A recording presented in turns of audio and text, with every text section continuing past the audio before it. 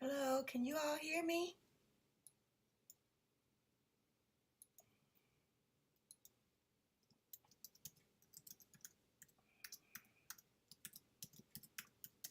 Can you hear me?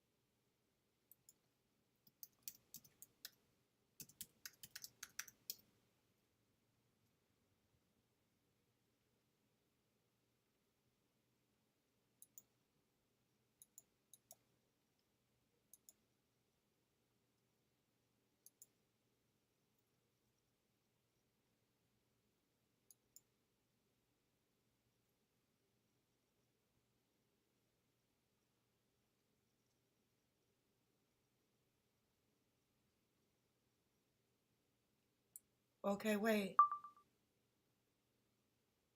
Okay, what about now? Can you hear me now? Kelly?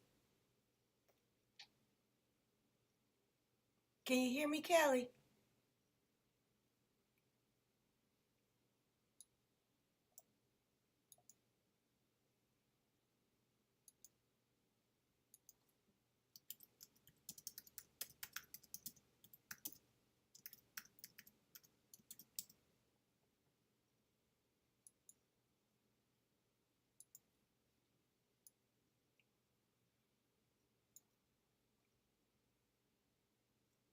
Okay, well, I'm gonna get started then.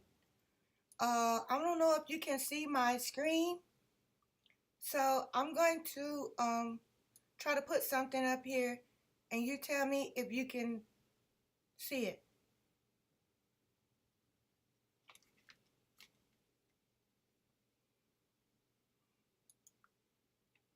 All right, 1 minute. I wanted to start here. Okay, can you see this here on my screen?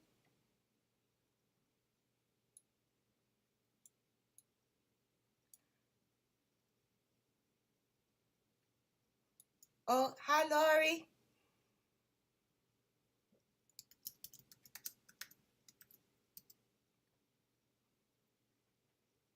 Okay, can you see what I have posted here on the screen? Or maybe I do have two things going here.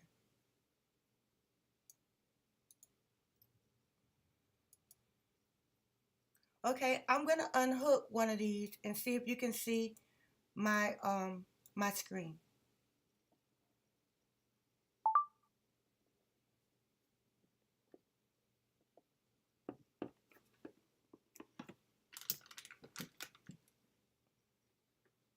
All right, can you hear me? Can you still hear me?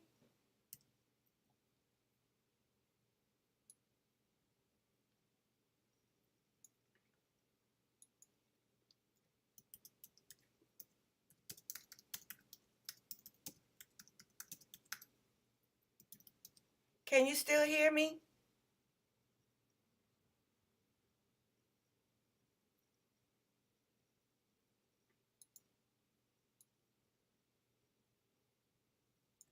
All right, but what about what I have on the screen? Can you see that? I'm gonna just start recording this in case I have to put it up. Um,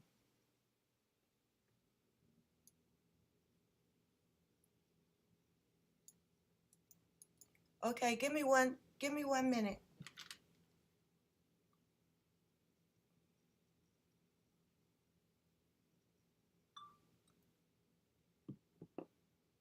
Okay, give me 1 second and let me try something because I need to show my screen.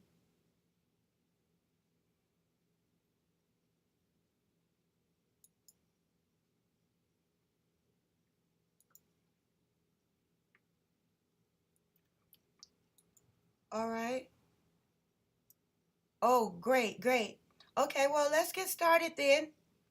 The first thing that I wanted to talk about is, hold on, let me get some more light in here.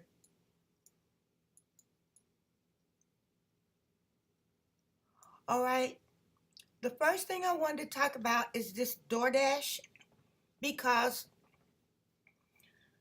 we've heard a lot about it and a lot of people are giving me grief because I said that the DoorDash doesn't exist. And so what I'm saying is, you know, it is hold on 1 second.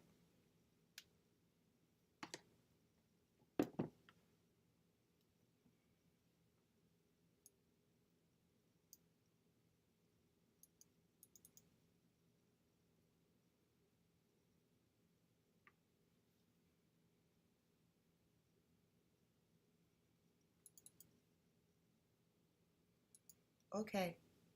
All right, so this is a DoorDash screen like the message. If you were actually a DoorDasher, this is what you would see. And also,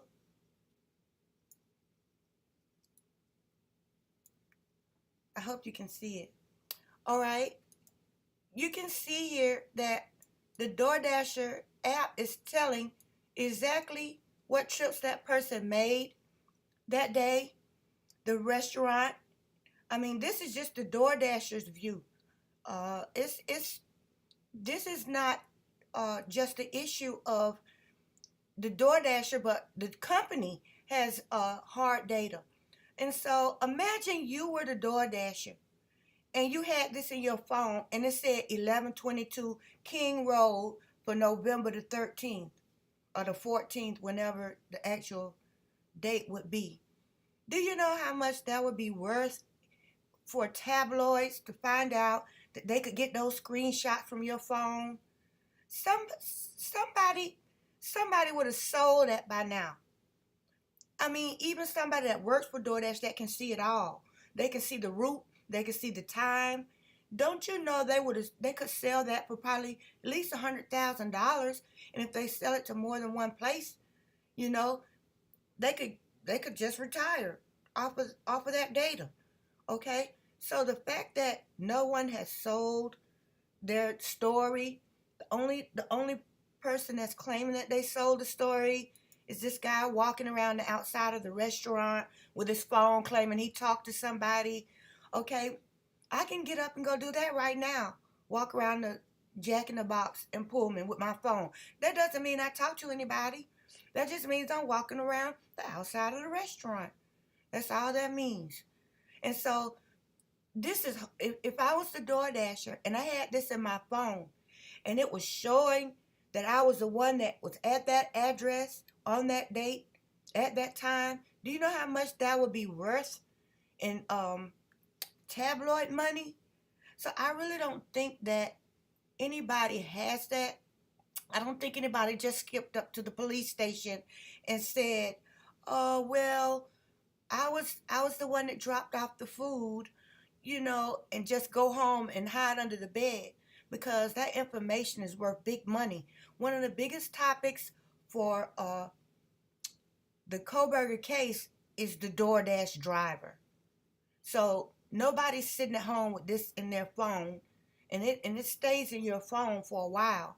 Nobody woke up the next day and realized they were at a crime scene like that, and they have proof that they were there, and they didn't sell it. I just don't believe that. What do you think about it? Okay, what do you think about these this data not being circulating anywhere? Anybody? What do you think?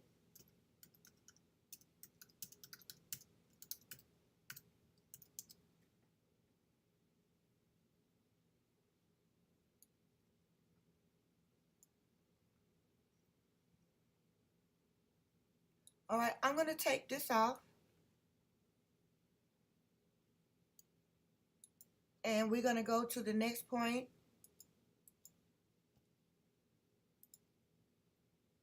And the next point is, let me look at my paper, the latent print. That's next on the list.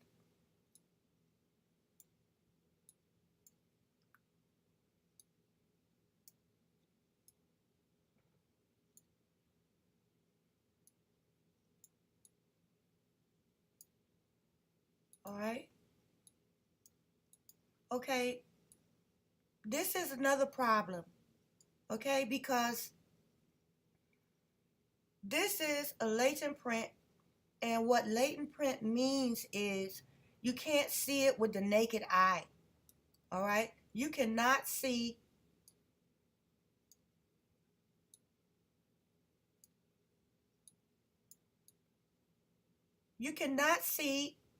this type of fingerprint is invisible to the naked eye and requires additional processing in order to be seen. Okay? So if there was a latent print in front of Dylan's door, that means somebody tried to wipe it up. And I mean, people have 2 feet. You don't just make one print. If the shoe made one print, the other shoe made a print too. Where did all of that go? Okay? There's no such thing. Yeah, that's true, Lori. But there's no such thing as one footprint. I mean, you put one foot down, what did you do with the other foot? And for it to be in front of her door, okay, she had to clean that up. Either she cleaned it up or the killer cleaned it up. All right? Now, look at this in the PCA.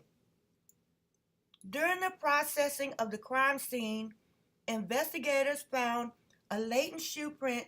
This was located during the second processing of the crime scene by the ISP forensic team. Okay, here we go again.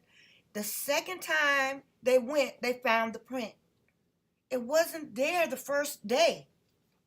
The sheath wasn't there, and the print wasn't there until the second processing. You know how many people went into that house before the police even got there? How many people they called over? How many people walked in that house before the ISP forensic team came a second time? You know how many people walked in there? It's incredible. Okay, so there's no way that somebody killed 4 people and then the only print in the house is one that they had to use amino black to see it. The rest of the house, there were no prints. Is that possible? I mean, think about it. It's not possible. All right? And so also, the fact that the crime scene did it a second processing, I believe this is the time that they actually call themselves finding the sheath, noticing the sheath during the second processing of the crime scene. They just didn't want to say it. Okay, when they were talking about the sheath, but I believe this second crime processing scene by the ISP team is when all this stuff was planted. That's what I believe. Okay? And so, let's see. I'm going to take this off. And I'm going to move to my next point, which is what? All right. Let's move to the next point. Because I can't see anybody talking. Or maybe if I look over here, I can see it.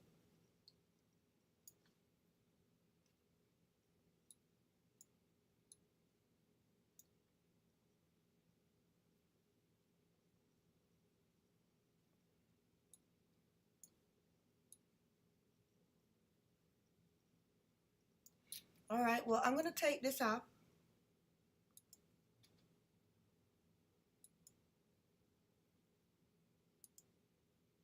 And I'm going to put this up. All right?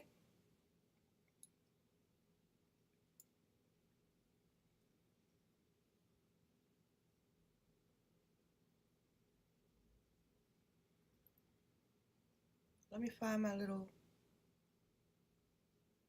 screenshot. Okay? I want you to look at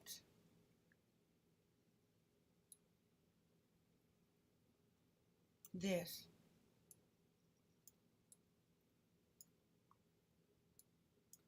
If you look closely, the second post says, uh, Papa Rogers was talking on December the 13th, remember?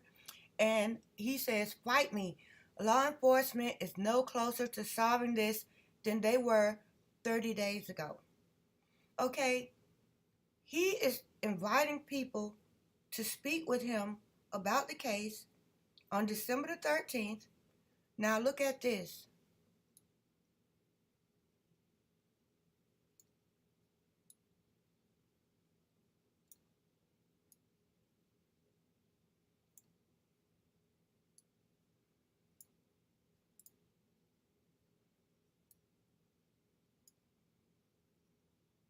What's going on?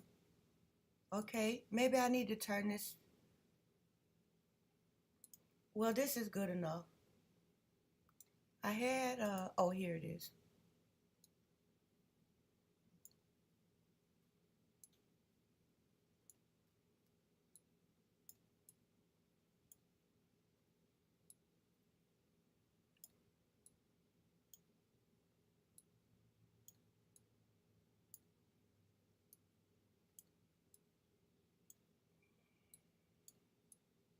Okay, on December the 13th, Kohberger's vehicle was captured by um, a license plate reader in Loma, Colorado, which is around 18 miles northwest of Grand Junction. All right, so which is it? Brian Kohberger and his father are traveling through Loma, Colorado on December the 13th. All right, well, let's go back. I didn't see Lori's comment. All right, where did beautiful disaster go? All right, and hi, Alicia Mary Lee Richardson. What a grand name. All right, MSK, yep. Let's go back to what Lori said. They used a special chemical to find the latent shoe print. That's my point.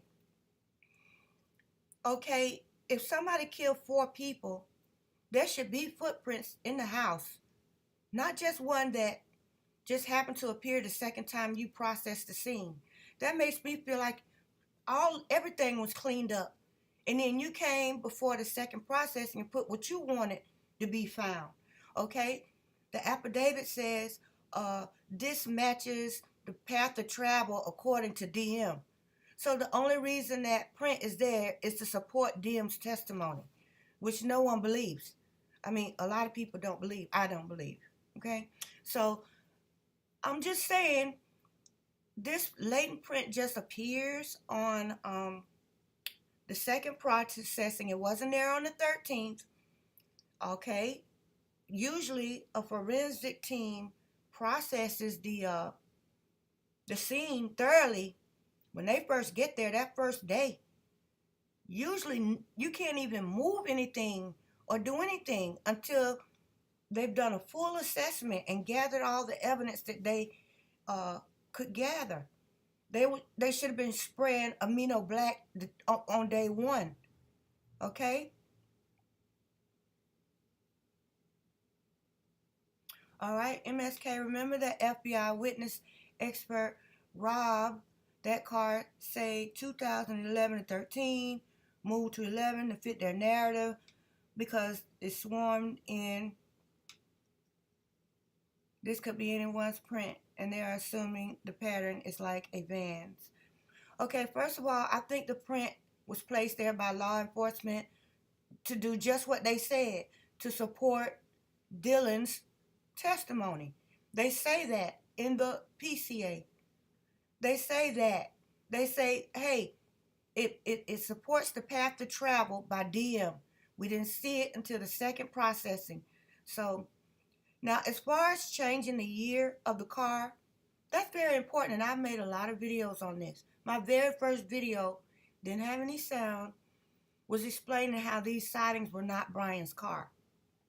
And then if you look at my video with Andy Griffith and Barney on Walk That Back, a 2011 to a 2011 and beyond, those Hyundais have a fog light under the headlight. They didn't start putting those fog lights on the Hyundai until 2011. These sightings, the ones that they have released to the public, because they still haven't shown the 2-point turn or whatever, but the one on Steiner Road, the one that was supposed to come back to the scene at 9:21, those are not 2011 to 2000 whatever Hyundais, because they don't have that fog light. And most of those cars have a tent on the window. And Brian Kohberger's car did not have a tent. Those sightings that I've seen are not Brian Kohberger's car. And that's something that I would challenge anybody on based on my research. That was the very first thing that I checked when I started looking at this story, was the cars. Because I figured either it's him or it's not. Even the cars that Dr. Thrifty was showing on Steiner Road, that car had custom rims and a tent and no fog light. It couldn't have been any newer than a 2010 if it was a Hyundai. It didn't even really look like a Hyundai to me. Okay, so there's pictures going around, and one of them is in the guy with the two beers phone in the cop's body cam in Banfield. All right, the picture that passed by when the cop was there at 3 o'clock, about, I think the body cam said about around 3. To me, that car looked silver. That's just me now. I believe that car was silver. It didn't look white to me. And then when the cop walked over to his car, I think Beautiful Disaster brought this up. He was in a hybrid. Remember when he walked to his car? He was in a silver hybrid car. The cops were in hybrid cars. They're in unidentified cars riding around. So even if they pulled a GPS or looked at the photos of cars passing by, it could have been a policeman in a hybrid. Because the guy that stopped those guys for drinking in the field, when he walked his car, he wasn't in a squad car. He was in a hybrid, and the color looked silver, the same color as the one that passed by in the picture. We'll check on that the next time. I'll bring up the pictures, and we can talk about it. Okay, others have said there are pictures out on Reddit and 8 channels of crime, maybe lots of kids in the house, probably some who would sell for money. They use special chemical. Okay, we did that. Same guy behind number 9 at the grub truck. Okay, let's get back to my point, because if we can't get past this, we can't pin it on any of those kids. Okay, if Brian Kohberger is Papa Rogers, how were they capturing him driving, capturing his license plate through readers, driving through Colorado when he's supposed to be on here asking people to fight him about the police no closer to solving this? He couldn't have been driving with his dad and sitting there on Facebook challenging people in a conversation. Both of these are December the 13th. Oh my God. Steve is back with Nick the Nightstick. Could you please tell us who Nick the Nightstick is? I don't even know. You insist that this is key. Who is it? Who is Nick the Nightstick?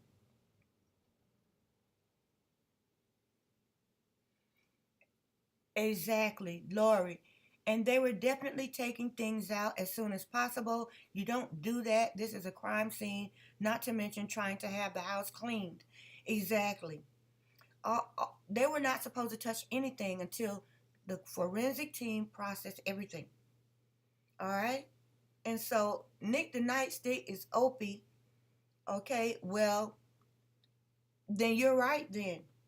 All this fits Nick the Nightstick, if you ask me.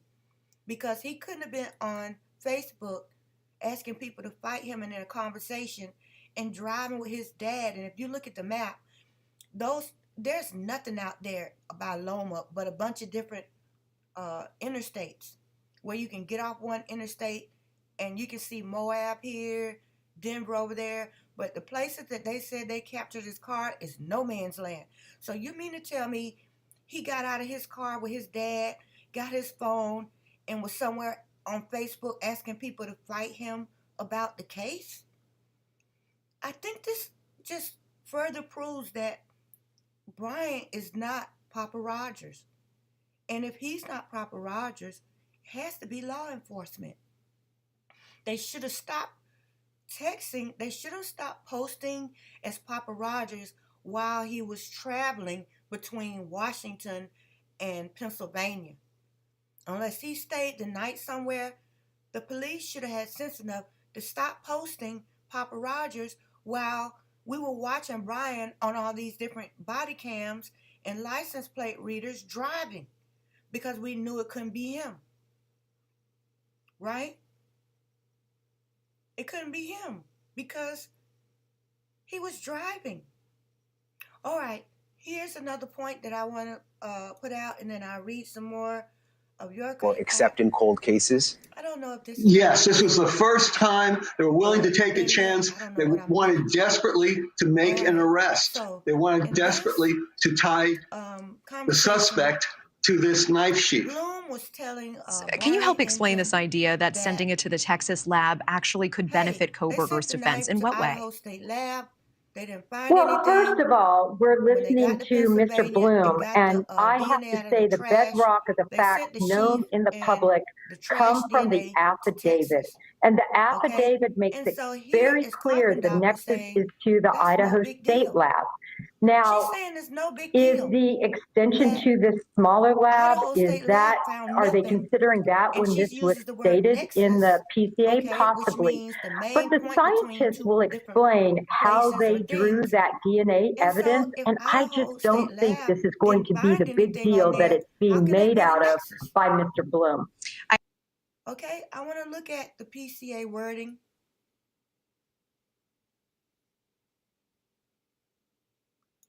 All right, I see this is the first thing law enforcement did was pull their social media accounts. Remember, Brian Kohberger's name was in all three of the girls' social media when they changed the car to 2015. I'm not sure about the social media. I've heard that he's been liking Maddie's photos. I've heard that he's been DMing people. I've been hearing that he was on their social media, and then I've heard that he wasn't. And I've heard that he was DMing Maddie. I never saw any evidence of that. I'm still waiting for a source to be verified on that because I need some proof. Just like I need proof of the Jack in the Box, I need proof that Brian Kohberger was DMing somebody out of that house.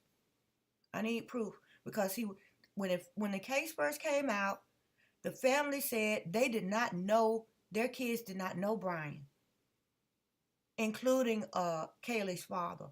They said they didn't know that young man.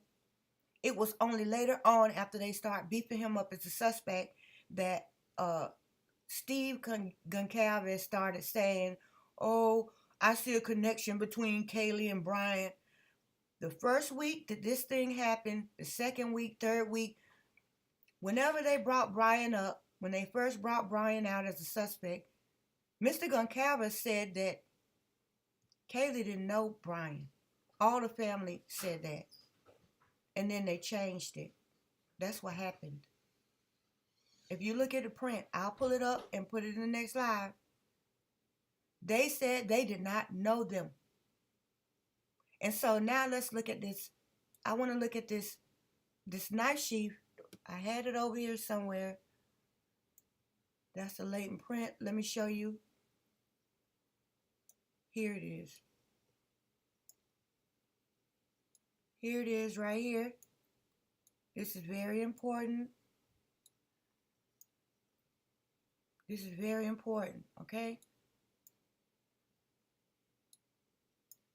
Now, she just said it's not important that that what Bloom is saying is not important.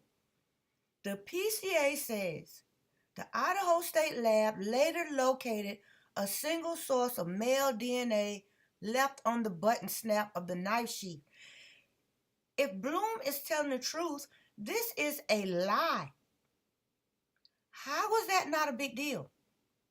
According to Bloom, Idaho State Lab did not find anything on the sheath. This PCA says the Idaho State Lab located a single source of male DNA. If Bloom is telling the truth, Idaho State Lab didn't find anything. As a matter of fact, they didn't even know if it was a male or a female because they didn't find anything.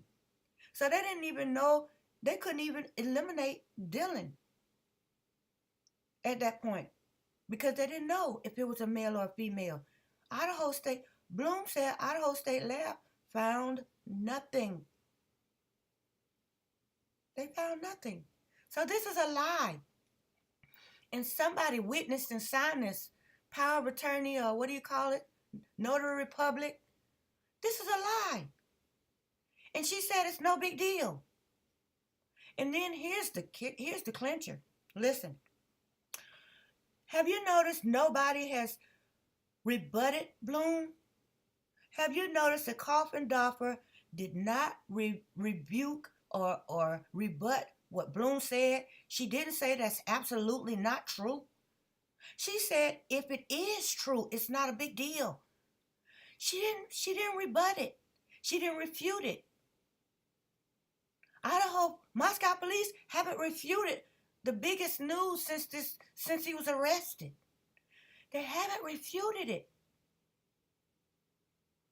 They got on there and they refuted some things about what was being said about Dylan. They refuted some things about what was being said about the 911 call.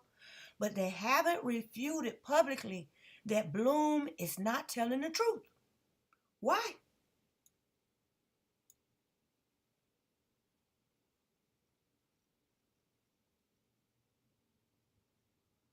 Okay, Alicia said, I also don't agree with them wanting to demolish the home before the trial.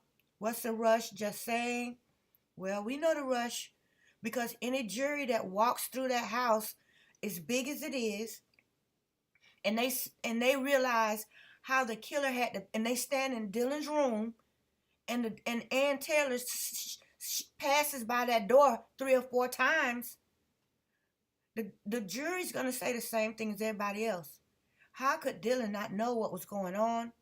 How could the killer leave her alive? If a jury goes into that house and comes through that sliding glass door through the kitchen to Dylan's room, and then they reenact it and have somebody come down those stairs, or they have somebody up there tussling upstairs and the jury can hear it, that's going to be the end of it. That's why they want to tear it down. Because what if the jury goes into that house, like back in the day with the Wayne Williams case, they took the jury out on the bridge to see if he could actually throw a body over that bridge. And the jurors came back and said, you know, that railing wasn't all that high. I could have thrown somebody over it. If a jury goes into that house, if it's not torn down, I'm going to tell you what's going to happen. What's going to happen is they're going to go in there, in Dylan's room. They're going to have 2 or 3 people up in Maddie's room, tussling around a little bit, and they're going to be able to hear it. Plain as day. They're going to have the jury in Xana and Ethan's room while they're up there tussling around, see what they can hear. And once it clears a bell that you could hear everything, it's over.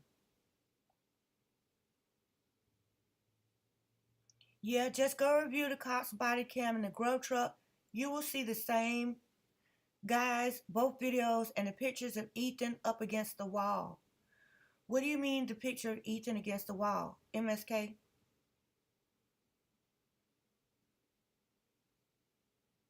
What do you mean that Ethan up against the wall?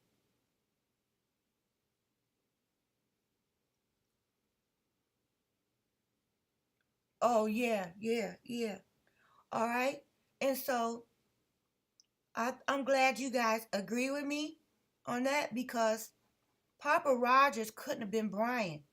And the stuff that it's going to backfire, because if it wasn't him, the stuff he was posting, it doesn't leave room for it to be anybody else but the police.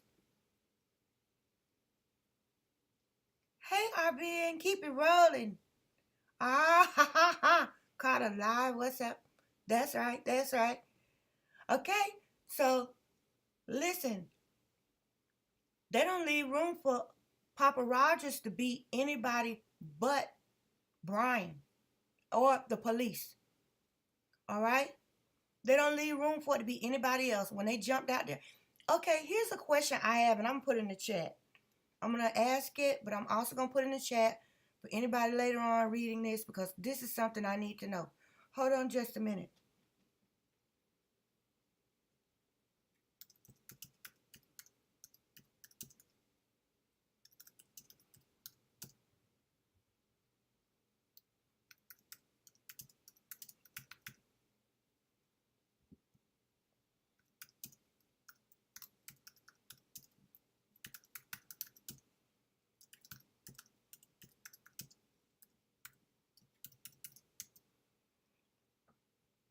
All right, here's my question. Has anyone seen any posts from Papa Rogers before November the 30th? I have searched and searched and searched. The earliest one I can find is that November 30th, when he's talking about the sheath. And I wanted to know when this university group started. Let me put it back up.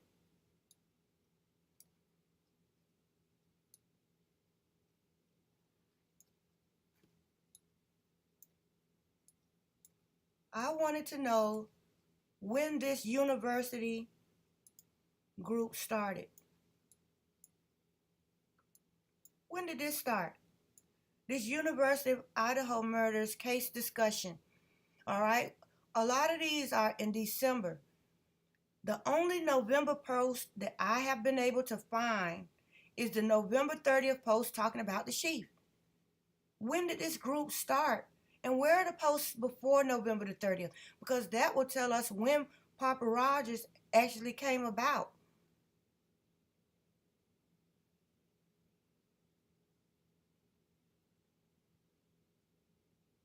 Is it possible Brent Kohberger was DoorDash driver? He was an ITT tech and ex-military. I don't believe there was a DoorDash driver. Okay? Hypothetically, if there was, I don't see Brent Kohberger being a DoorDasher. I can see them pushing him up to do the crime and then swatting him, because he had the skills to kill 4 people, okay, with a knife. Because not everybody can do that. I know I couldn't. Not everybody can kill 4 people with knives, no matter how many they had. Okay? Brent Kohberger could have done it, because he was in Afghanistan. He was a military brat, or whatever you call it. He could have done it. And then he ended up dead, and I do believe that he knew Brian, because there is record of him living in Pennsylvania close to where Brian lived. There's evidence of that. Please, RV, please ask your daughter. We need to know when this Idaho University of Idaho murders case discussion started. We need to know when it started. When was the first post?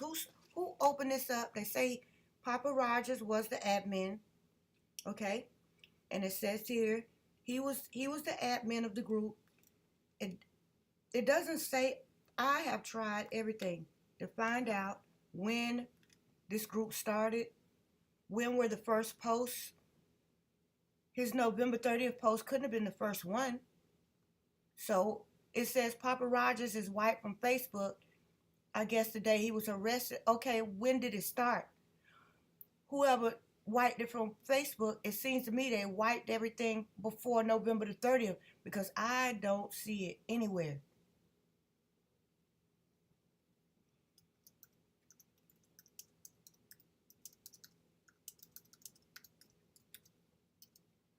Okay? That will make a big difference because he didn't just start posting November the 30th.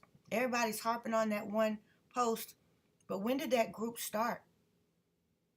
Because that'll give us an idea if the sheep was planted, when all of this conspiracy started. Okay? We'll know when it all started. If we knew when this group was started, because they tell us in the PCA that they asked WSU to look for a white Hyundai on the 20th, and they found him.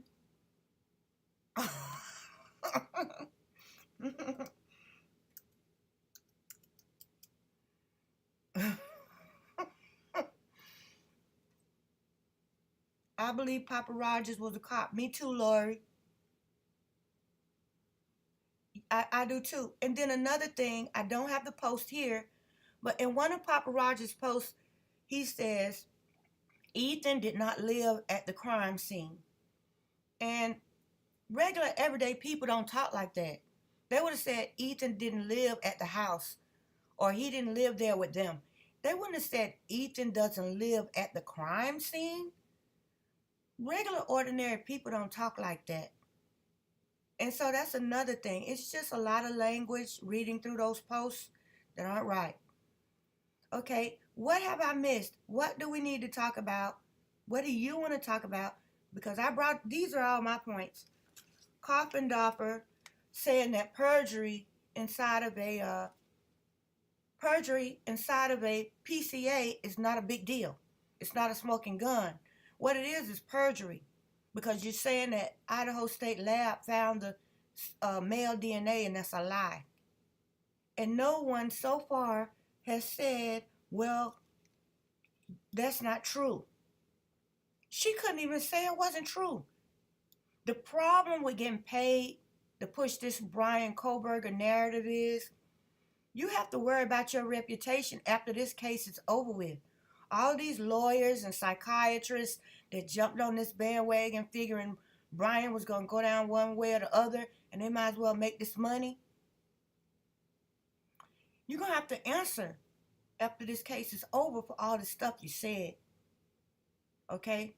I don't know how much they pay you to get on TV and give your opinion and say, oh,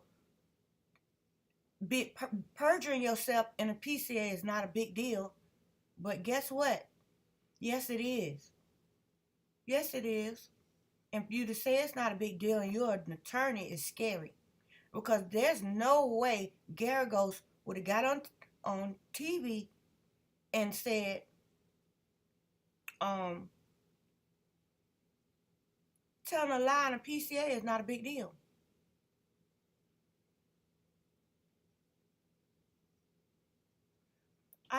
Kelly, I remember some people were speculating Papa Rogers was that Justin YouTuber because they said his name was Justin Popworth Rogers. No, because how would Justin know about the sheath? Unless he did the crime. How would he know about the sheath? The only people that could be Papa Rogers is Brian Kohberger or the police. It couldn't be anybody else. We don't have to speculate. The only person that soon after everything happened could sit there and give us information about evidence being released is the police or the person that did it. That's just a fact. We don't have to even go there with Justin. We can have fun and have wild theories if we're bored and just want to go off in the wild blue yonder thinking about this. But the truth of the matter is, Papa Roger was either Brian or the police. It couldn't be anybody else. Couldn't be anybody else.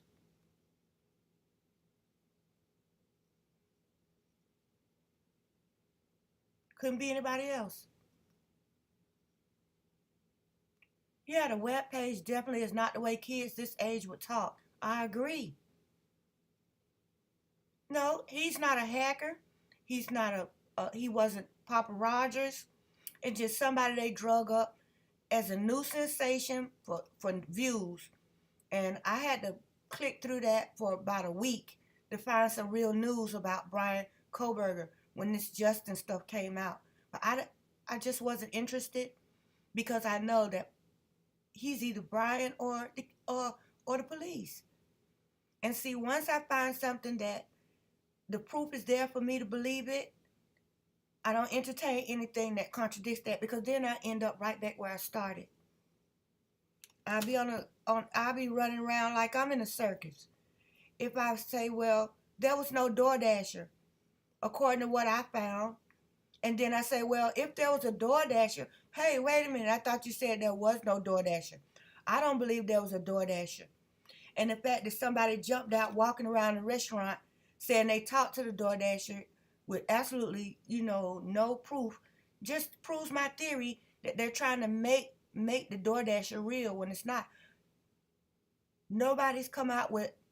The only way I believe there's a DoorDasher is if I see proof in Xana's phone, somebody that actually did the delivery can show me their phone, or somebody from the company DoorDash publishes the information that trip actually took place. There's no other way I believe it.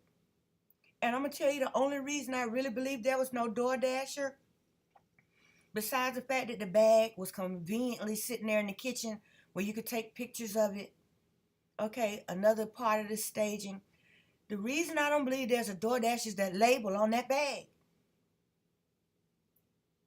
I don't believe somebody put a label at the restaurant and wrote her name on that bag. 4 o'clock and 3:30 in the morning. DoorDash doesn't do that. The restaurants don't do that. The customer's name is printed on every receipt, and you're supposed to hook the receipt to the DoorDash label that sticks the bag together, so you can't go in it and bother somebody's food. Okay, DoorDash requires that the restaurants use their labels to close the bag up. And on that label, which is supposed to be a lot bigger than the one that's on that bag in that picture, the DoorDash label for Jack in the Box is a lot wider than that. I showed you that picture in my DoorDash video. You saw the Jack in the Box label. How wide it is, the red label that keeps the bag shut. You saw it. And then you saw that little bitty little red thing on top of the bag for Xana. That's not even a DoorDash label. I don't believe there's a DoorDasher. If someone proves me wrong, I'll go back to the drawing board and figure in their information and recalculate. But as far as I'm concerned, there was no DoorDash delivery to that house. It's just all a part of a cockamamie story. Just like this car that made these turns in front of the house, where is the footage of that? Because I'm starting to believe that didn't happen. Okay, but if you believe everything else, they don't have to show you that. Where's this car that made this 2-point turn at 404? Let's see it. Circling around the grub truck, you'll see solid white hoodie guy, the guy who does the Fat House video with the Yelp shirt number 9, and the same bushy-eyed guy with the 2 beards. The same guys are right there, and don't forget the foreheads that sneak across the street. Agreed, it's not the correct label on the bag. We also know they never fired Brian until after all of this. Oh, MSK, you brought up something that we didn't talk about. And Alicia, Mary, I agree. That's not a DoorDash label because we saw, I showed you a picture going into a Jack in the Box, and the girl put the bag with the label on the counter in my video, and you see how wide it is. And so you know that's not a DoorDash bag. We already know. We already know. Right? And so I want to talk about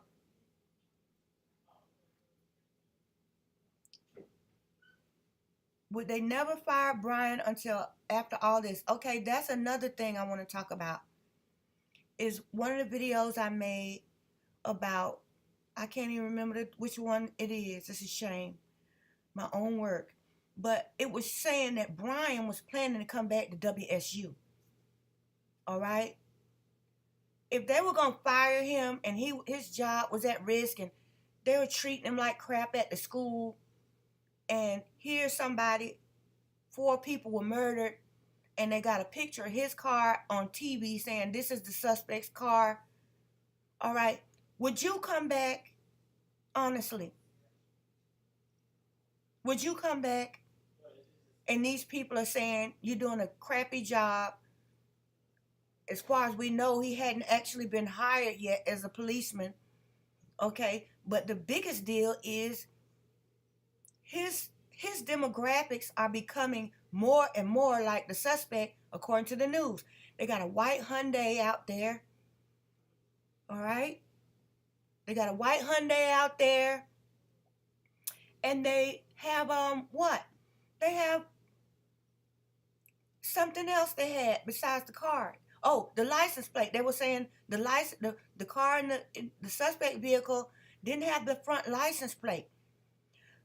All this stuff is pointing to him. And he's and let me put something in the chat that I haven't been talking about. I'm gonna break from that for just a moment. You're not gonna this is something I'll forget if I don't bring it up. Okay?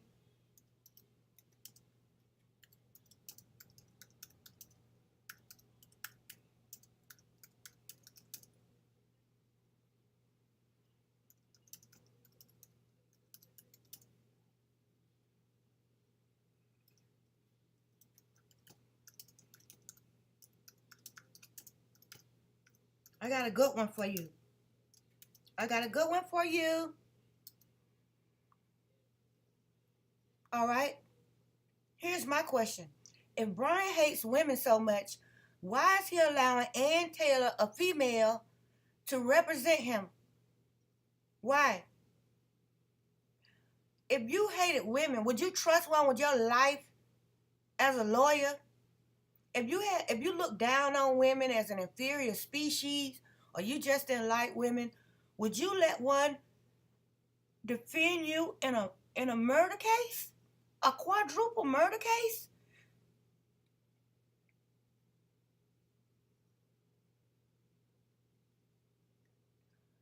Maybe BK knew information or informant and they needed to get rid of him. He may have stumbled onto something they didn't want him to know. I think he knew Kohberger is what I'm feeling. I'm thinking he knew Brent, and Brent either did it or helped do it or knew who did it, recommended. I don't know. But I believe, maybe when Brent was acting crazy in his apartment, maybe that was his conscience because of what he did. Maybe he wasn't even sober when he did it. And then when he finally realized what all went down and how he was involved, he was like, man, I shouldn't have done that, I don't know, but I think Brian knew Brent. Okay, and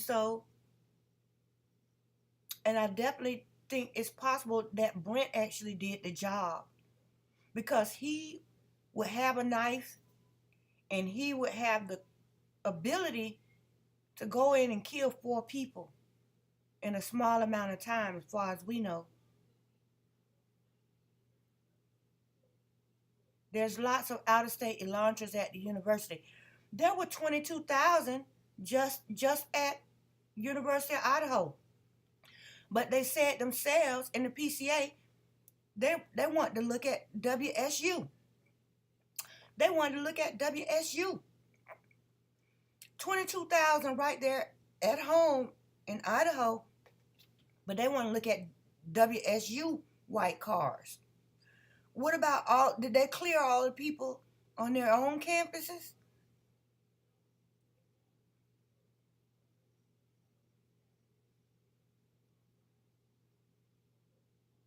Brian's phone pings also right behind Moscow Police Department, like he was watching to see what they were doing. Excuse me.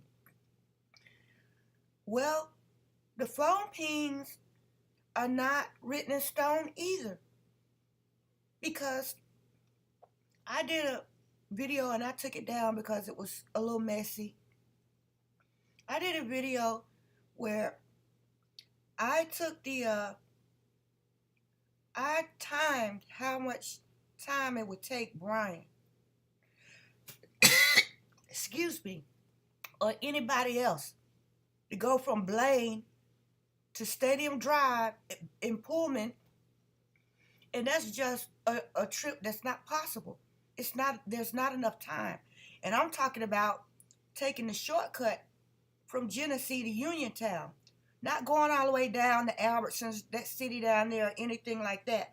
I'm talking about just a straight run, taking the shortcut. There's not enough time. There's not enough time, and they knew that it was not enough time. So you know what they put in the PCA?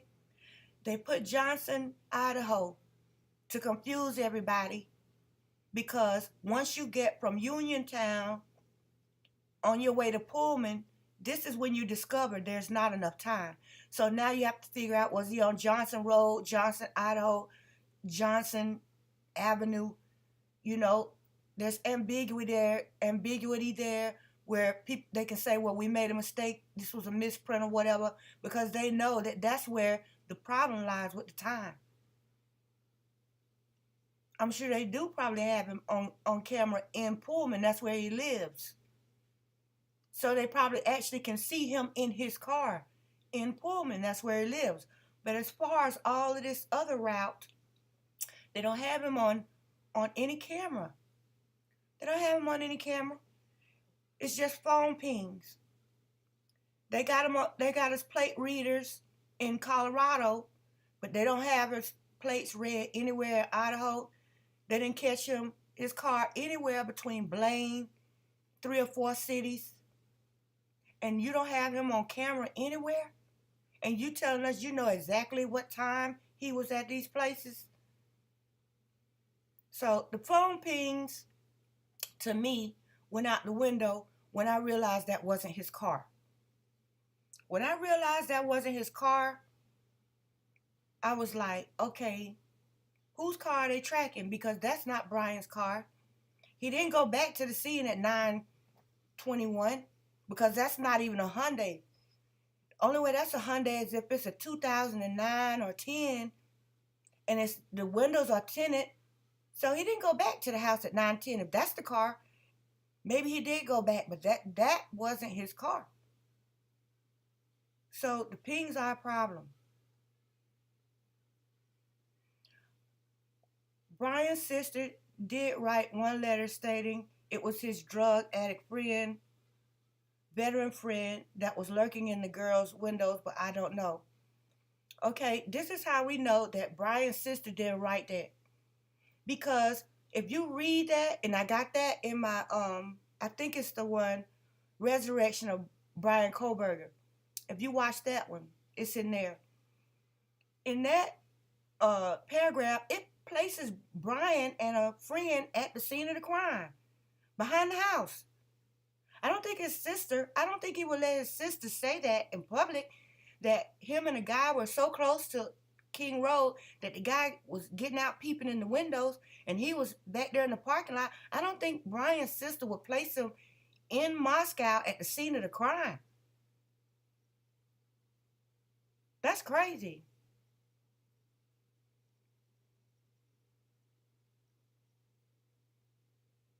I just think that, okay, RB, I think your daughter needs to come on and join us and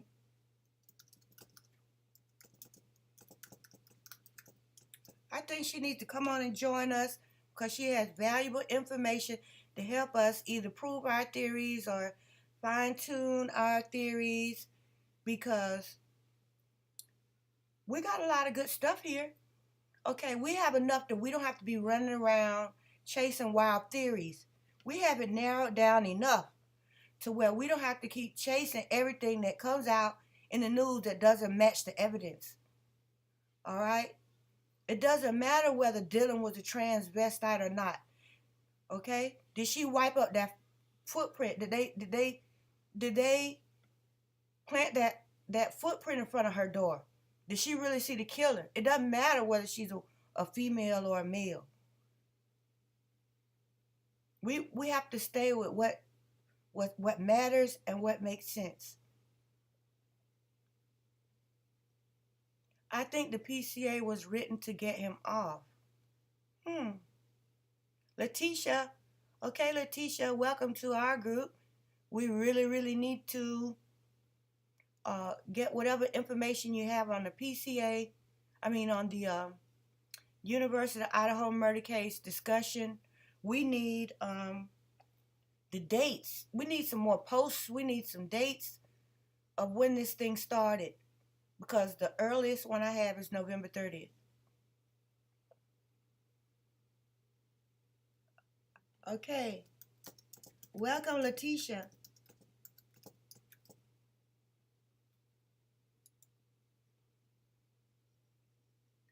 You know, Moscow didn't find that footprint, the FBI did. You know what, MSK? Now that makes sense. Now that makes sense. I don't think they meant for a footprint to be in that house at all. I really don't. I don't think it was planned. I think they didn't mean for it to be found, period. That's what I think. I need to grab something to drink. I'll be right back. Hold on one second. Let me find my teacup.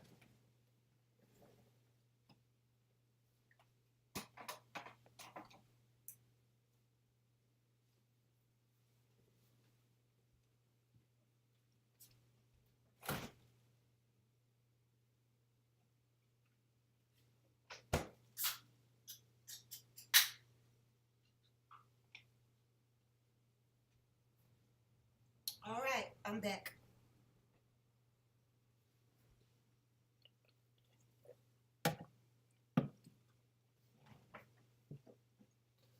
Okay. All right. Where are we? Help answer her. Hold on one sec. Sorry, can't hear you on my end. I'm telling you, those girls had just enough time to get that grub truck and the posse swarms up, and then you got the same guys in the cops' body cam. All right, so are you saying the cops got the young guys to do it, MSK? Are you saying instead of Kohberger, they got the young guys to do it?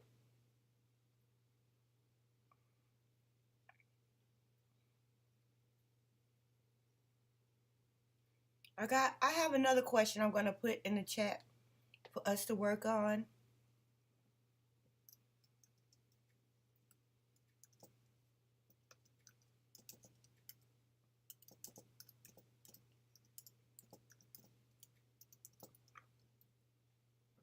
All right.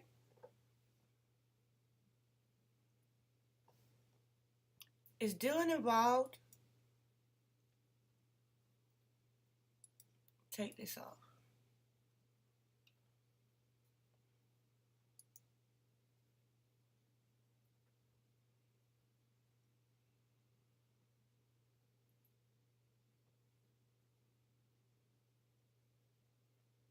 All right. Is Dylan involved? And if so, how?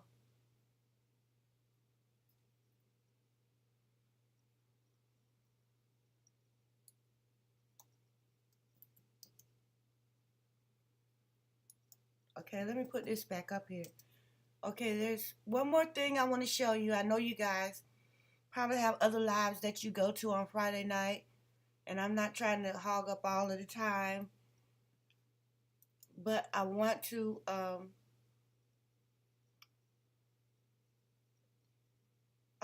put this out there before we break out for the night.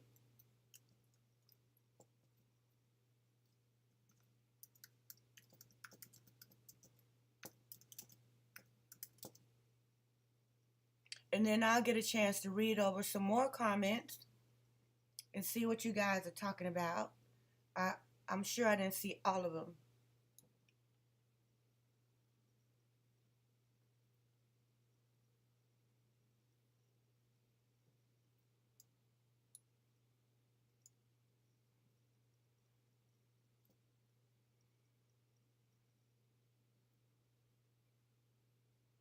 Okay, MSK brought up a very good point. Maddie said to Adam, whatever Maddie said to Adam definitely set something off. Okay, well, set off what? What happened?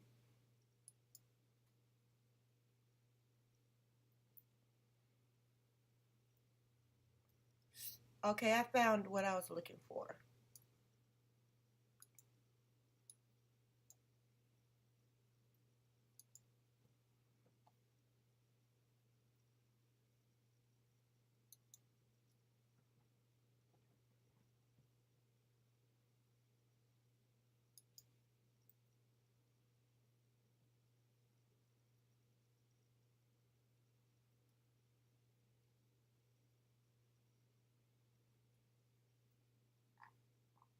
Okay, I got one more thing to put on the screen, and then I'm gonna get off because I know a couple people are having lives tonight, and I don't want to run into their time. A review of.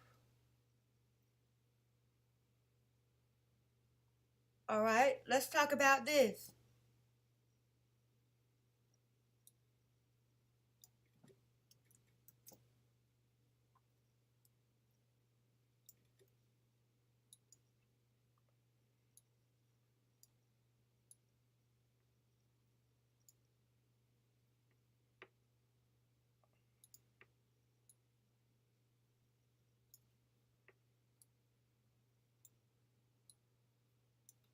Let's talk about this.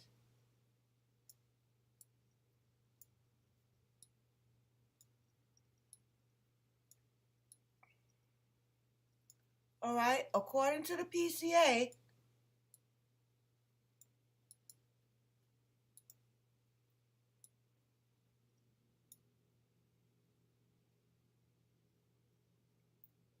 a review of records obtained from a forensic download of Cornoto's phone showed this could also have been Cornoto, as her cellular phone indicated she was likely awake and using the TikTok app at approximately 4:12 a.m.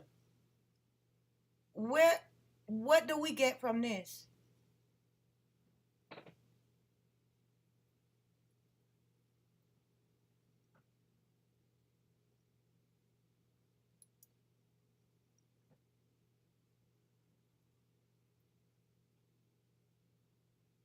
I think either somebody was going to be really embarrassed or somebody's girlfriend was going to find out something they didn't want told, something kids are dumb.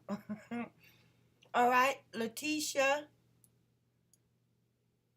before the murders, there was numerous calls from people saying their lives were being threatened. Also, some sorority sisters called 911 a month or so before the murders and said a guy threatened them with a knife. Oh, okay.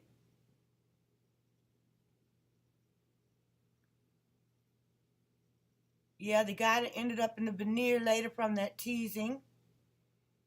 Oh, hi, Robin. Hi, Robin.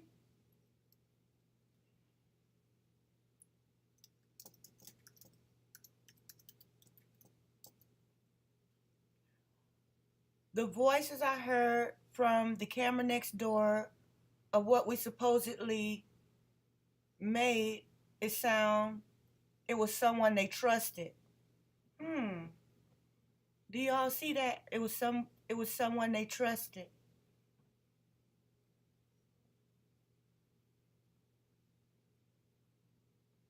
Y'all see that?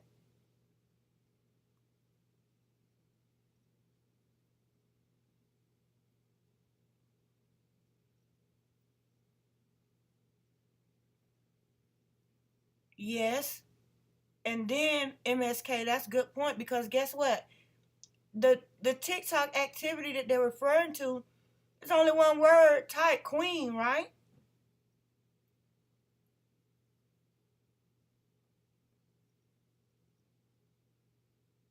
Exactly. That was my point with the latent print. That was my point with the latent print. Letitia,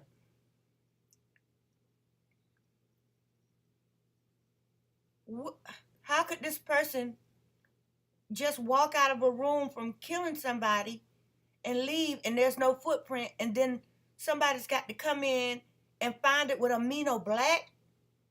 The FBI, and that sounds like about right about the FBI, because maybe there were other things that were there to be found, and if the FBI didn't find it, it wasn't gonna be found. You ever thought about that?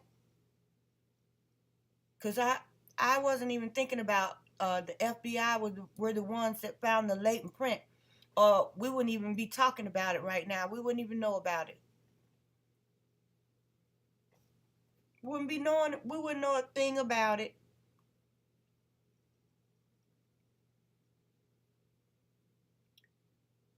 I remember hearing that also. Also, Chief Fry said there were 2 other people at that house. Oh, okay. Law enforcement's timeline don't add up to him having time to clean himself up before he left. Same thing I said. Same thing I said. He didn't leave a mess. So where did the blood go? Where did the blood go? The latent print means you can't see it with the naked eye. So did Dylan clean up the latent print?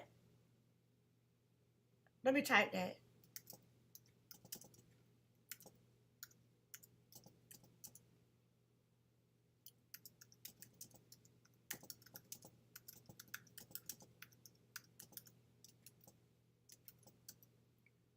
Okay, there's another question for our potluck. Right, Letitia, right, Robin. Where is the blood trail? How do you kill 4 people and the only footprint in the house is one that they had to use amino black to identify? Outside either. And doesn't they have a little snow on the ground or something somewhere that should have been red? But the hard question is, did Dylan clean it up?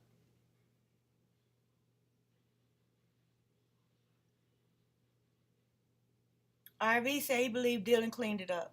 It could have been the person that did it. He had to wash his hands.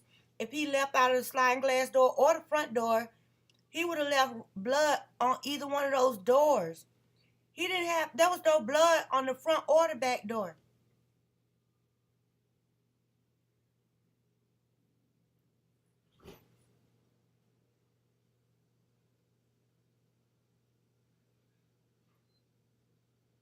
Right, right.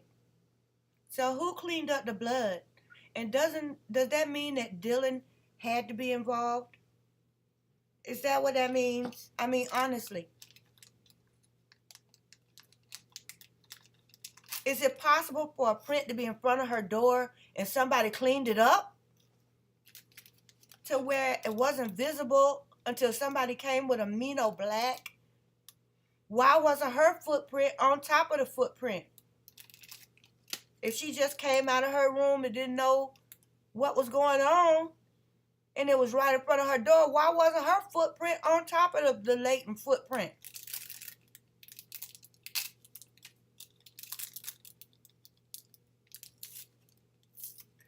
How was the killer able to wash his hands?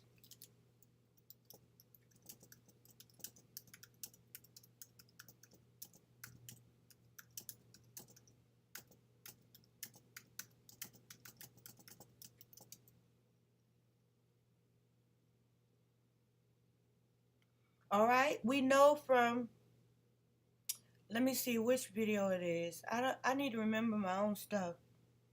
All right, it's a family affair. If you watch the video, it's a family affair. It starts off talking about how the front door was left open. Because remember, there was all this blood smell. Okay? And neighbors reported that the door was open. So we know there was no blood on it, or the neighbors would have called the police.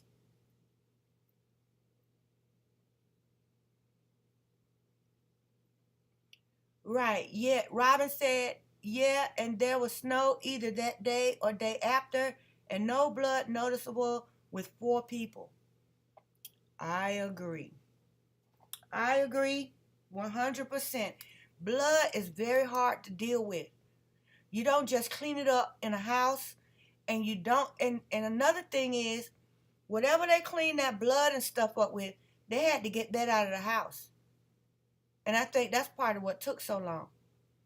Because once you clean up with your bleach and whatever, you see what I'm saying?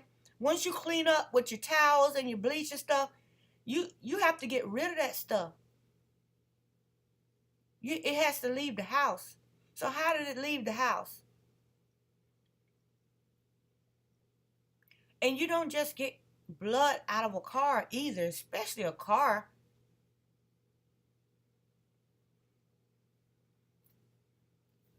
Okay, we got time to talk about one more point. And that point is, I'm going to put it in the chat.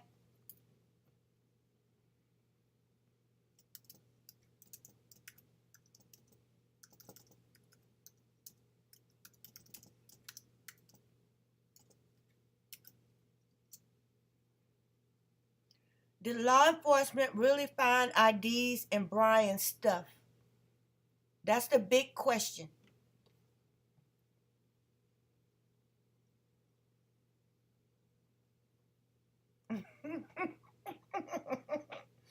All the defense has to do is use the DNA, and out of 99.97, that leaves 300 people.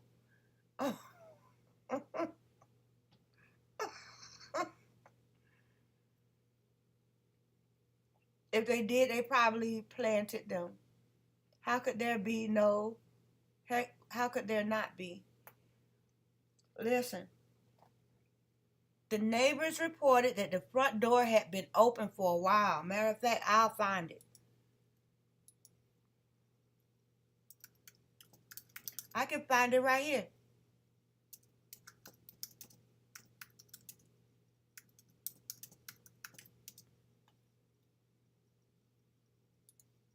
Okay, let me take that off.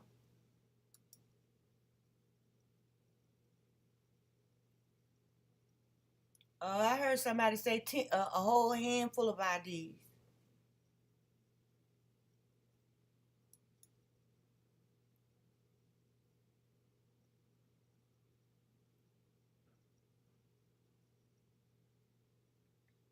All right, let me pull that up right quick.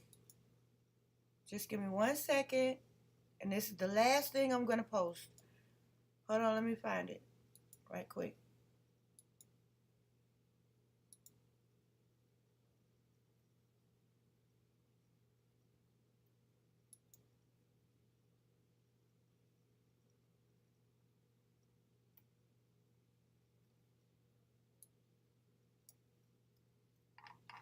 All right, give me 1 second.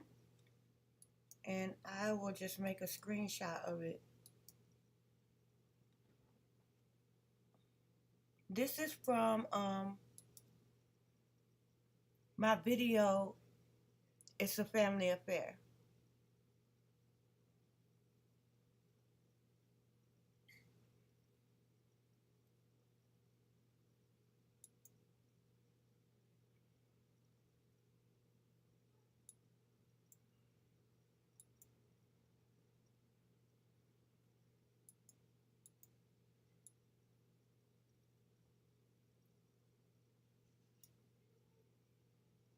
Okay, here we go.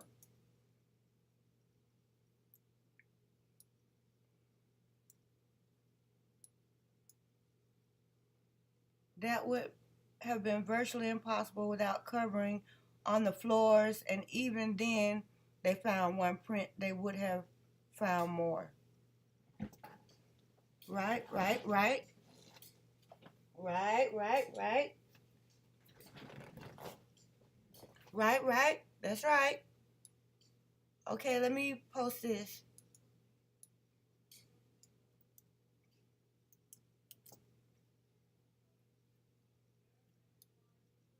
Remember this?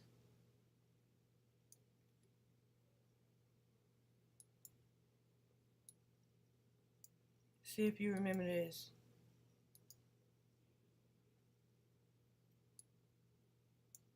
You remember this from It's a Family Affair?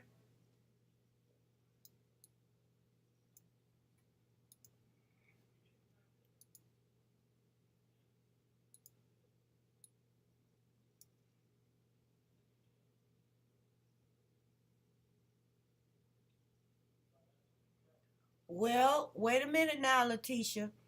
Just because you have a criminology background and education doesn't mean you know how to get away with murder. Okay? Because I see policemen that have been policemen for over a decade do stuff that you just wouldn't believe. And they didn't study, they've been out there in the streets. Just because he was sitting in there learning about criminology theory, that doesn't mean he knew how to get away with murder. That doesn't necessarily mean he had to me, the most important qualification, and I'm going to put this in the chat for y'all to think about. Let me put this in the chat.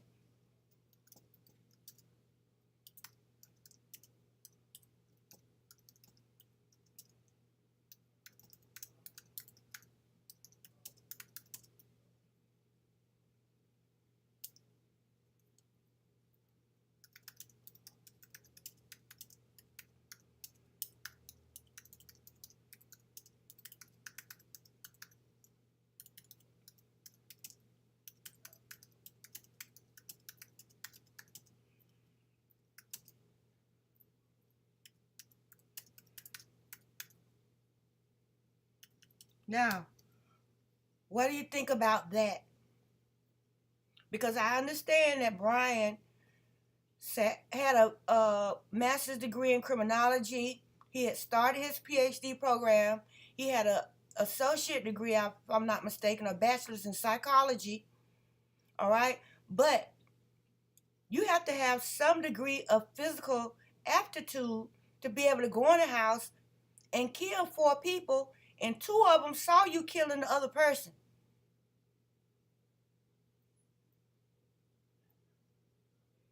Two of them saw you.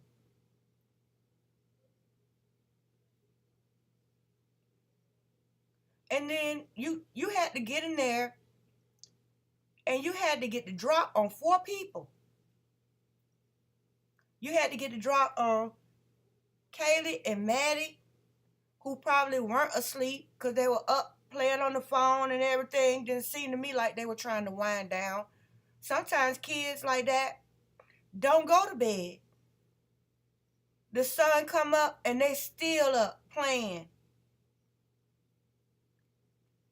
Be honest, sometimes college kids don't go to bed. I know people that party in the after hours. In Miami, at least I can speak for Miami, the after hours don't close until 6 a.m. There's people that go in the after hours 9, 10 o'clock at night and don't come out until 6 o'clock in the morning. And a lot of kids, college kids, and it's a bunch of them in one house, a lot of times they don't even go to bed.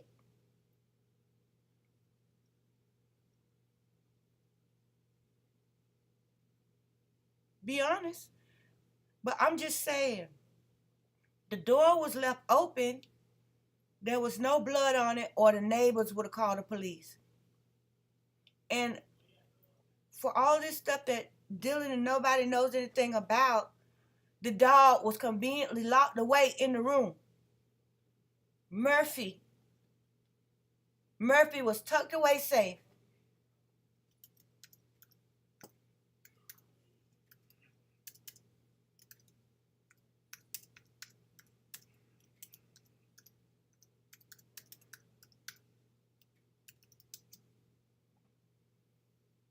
And to me, it looks like they are at the grub truck in Banfield. I keep hearing that. Y'all stay on that. We're going to have to investigate that because y'all won't let that go. Y'all don't want my theory. It's kids at the field or the grub truck. The only thing I know the whole police department would protect is that college and those boys in that rat pack frat house swarmed up at the grub truck, and they all know Adam. The only person that I believe the police would protect is another policeman. Yep. Maybe the person that who put Murphy away knew Murphy. Had an affection for Murphy. The dog didn't do anything. Let me just put him up, I'm sorry to have to do this, Murphy, but you can go over there with Jack, when it's over.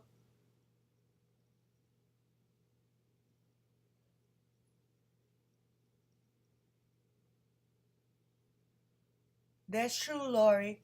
If DM or the rest of the kids did not have an expertise of cleaning blood, they would have found more prints. FBI investigation would have found more. These were kids. Exactly. Some of this stuff, a child couldn't have done it. Some of this stuff, Brian Kohberger didn't have the expertise to do. I don't care how many classes he sat in. He didn't have the expertise to do it. The kids didn't have the expertise to get around Amino Black, obviously. But you have to be athletic to go in the house and kill some people, and you don't have a gun. I'm sorry. You got to have a lot of confidence in yourself physically to go in the house and kill 4 people, all of them with a knife. And you didn't, not one gunshot, not one bullet on the casing on the floor. You had to have a lot of confidence in your physical ability.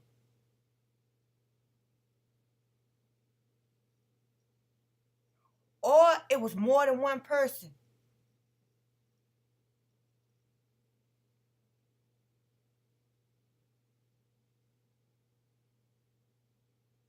Yep.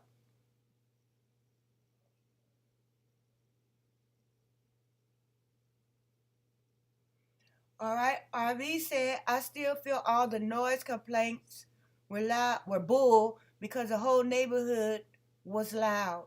And that's what Enan said. That's what Enan Harsh said. He said, it's off the chain all the way down to the frat rows over here. That's what Enan said.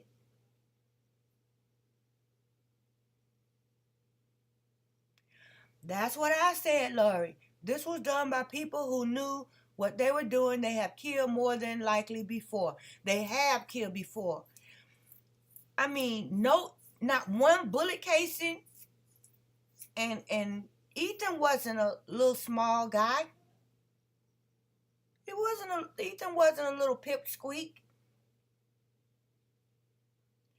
You came in the house, got the drop on 4 people with a knife, and left with no evidence. I think that's a little bit out of Brian Kohberger's league. I think that's out of the league of anybody that wasn't in the military, to be honest with you, unless it was more than one person. If one person killed all 4 of those people, they had to have some kind of police or military training. If it was a bunch of kids in there killing, hey, the sky's the limit. But if you're telling me one person went in here and killed 4 people, one of them a guy, you got to have more than some classroom knowledge to be able to do that the way it was done.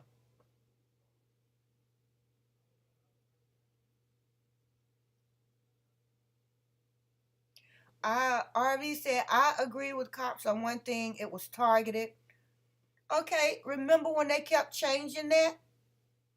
When they said it was targeted and there was no reason to fear being on the campus? Okay, well, if Kohberger did it, those kids weren't safe. What was to stop him or whoever from killing more than one time? Robin said, exactly, Letitia. This is what I've been saying. I don't care if he sat outside that house for a month. He's not going to know that funky layout. That's right. 3 stories. A 3-story house with a weird front setup. As soon as you walk in the house, there's stairs there and a bathroom. No, hardly no lights on. Do it in the dark in 8 minutes. A Rambo knife did it, and somebody that watched Rambo did it. Somebody that watches Rambo did it.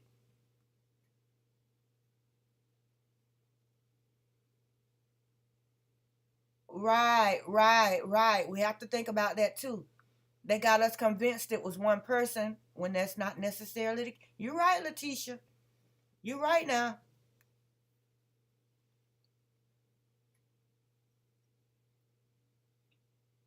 Lori said, that's why you hire a hazmat to come to a scene like this if it is literally a toxic. Well, they're trying to tear it down.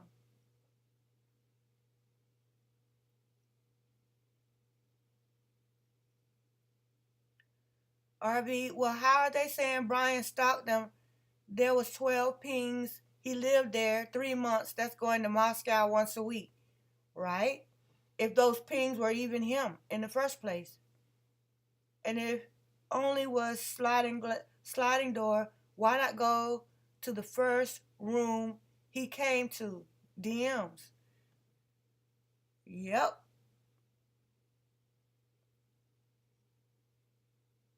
If it was anybody but those frat guys, they would have took Dylan out. Okay, wait a minute.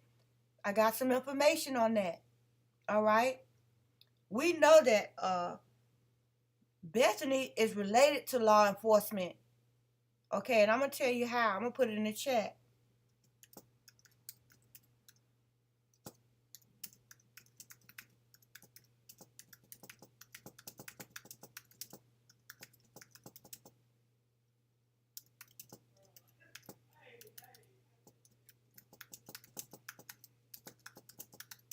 I'm put it in the chat.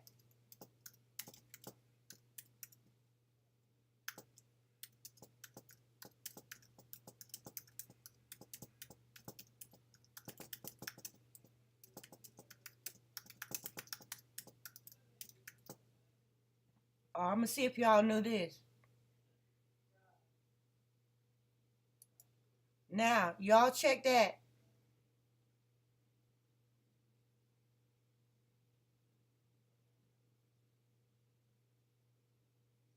He was a maintenance man, and now he's the coroner. Cody Funk.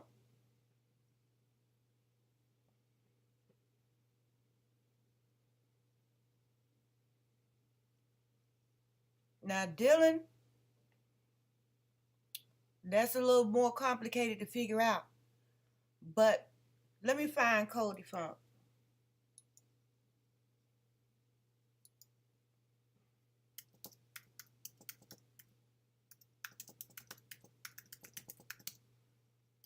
I can put him up right now. Grangeville, Idaho. That's all you gotta look up.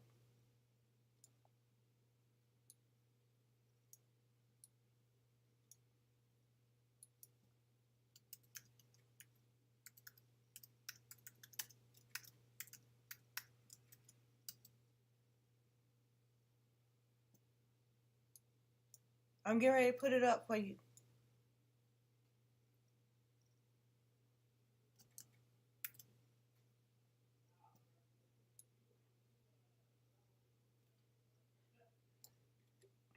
All right, here it is.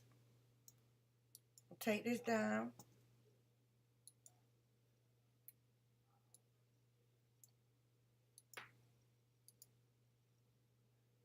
Here it is.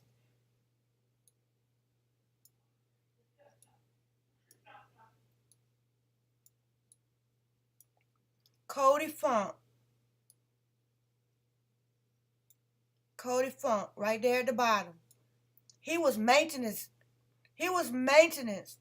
And now he is a coroner.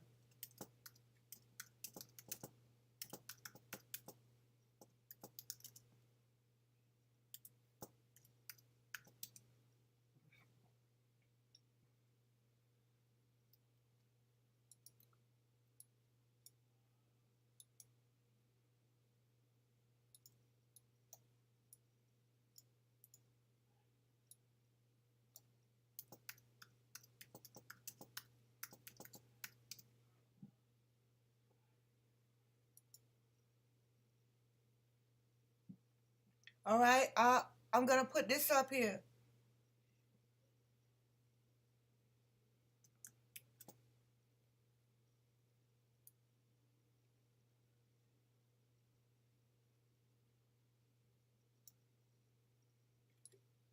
Here it is right here.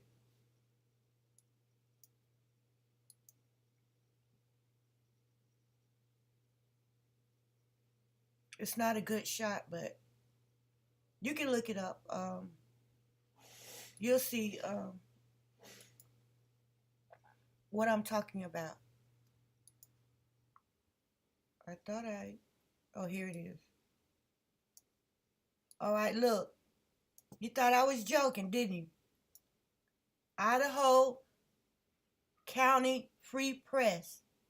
Something different every day for new county coroner Funk.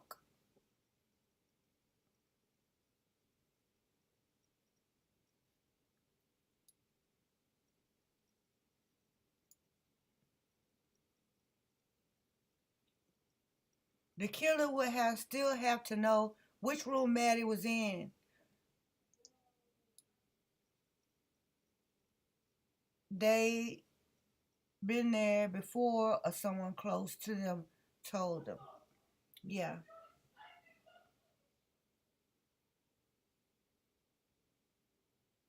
I believe Maddie was the only intended target too. Why do y'all think Maddie was the target? Yep, Red. Wow, I didn't know about Bethany Funk. Yep, I'll give you a picture of this guy. This is her family. He went from maintenance to coroner.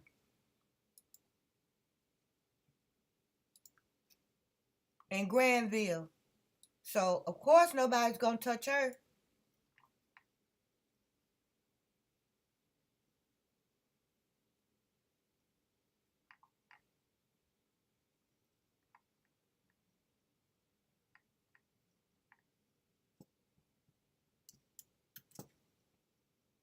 This is her family.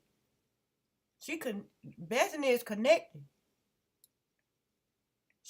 Nobody was gonna bother Bethany. If there's a police were involved, nobody was gonna bother Bethany because she's family. Bethany Funk is family to the police because Cody Funk is in cahoots with all of Moscow PD. So nobody was gonna bother Bethany. Look.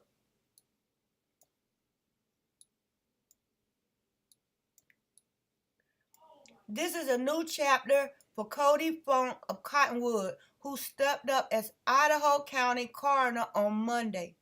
Funk took the oath of office at a morning ceremony at the Idaho County Courthouse, along with newly elected Treasurer Abby Hudson and Commissioner Mark Fry. I think it's Fry or Frey or something. And all of them know each other. Funk is 28 years old, same age as Brian. Ran unopposed in the 2014 election for the 4-year term county coroner. He didn't have any competition, they said.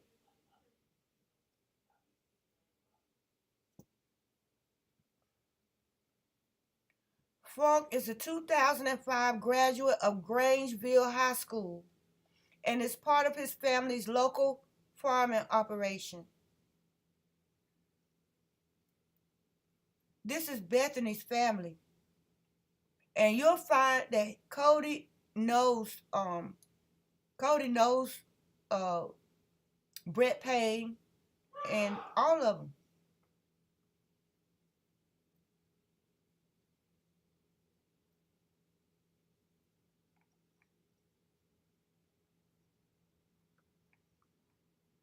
All right, so I'm going to have to bring our little live to a close. I'm so happy that you all stopped in to discuss the case with me. And I kind of learning how to do this where it's bearable, you can hear me, and it'll get better. But I want to say thank you to everyone and to everyone that donated, okay? I really appreciate it. I know some people just don't have it, the money right now to be on the internet giving people money. But for those who have donated, I really appreciate it. And for those who can't, I understand. Because everybody's trying to make it right now.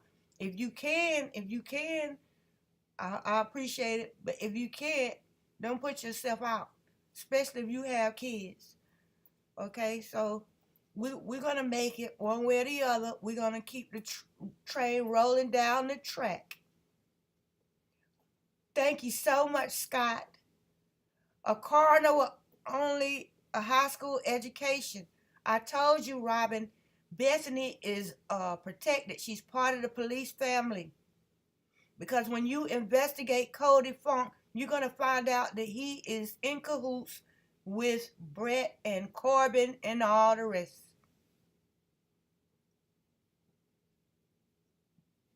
Scott, I didn't even see you in here. Hi, Scott. Let me put that in. Hold on. Let me put that in the chat.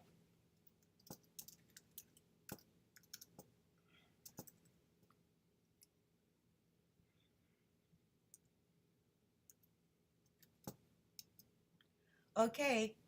I can't use the emojis on this. I got it rigged up to my iPhone. So that's the only way I know how to do it so far. But I thank everybody for coming out, and we're gonna go through these ideas, and we're gonna get closer to the true answers. But thank you so much for coming and spending this time with me. I really appreciate it. I'll have another one soon. I don't believe in taking up people's time. It's only 24 hours a day. People have kids, family, whatever. And so, every once in a while is good. Unless we got some hot news we really need to jump on. Once in a while it's good to get together because people have other things to do and you have to respect their time. All right, so it's 10:30 and I know for a fact that some people are starting their live right now. So I'm going to sign off. And again, thank you so much. Much love to each and every one of you. And I'll probably be posting another video for you to enjoy probably on Sunday. Most likely it'll post early Sunday morning. Okay? Much love. And if you need anything, just email me, community page. All the information's there. Okay? I'm signing off. And hit the like button. If you haven't subscribed, subscribe. You're welcome, Sharon. Hi, Sharon. Thank you, Alicia, Mary, Letitia. You brought us some great information. RV, you keep it rolling. And we will get together again soon. All right? Much love.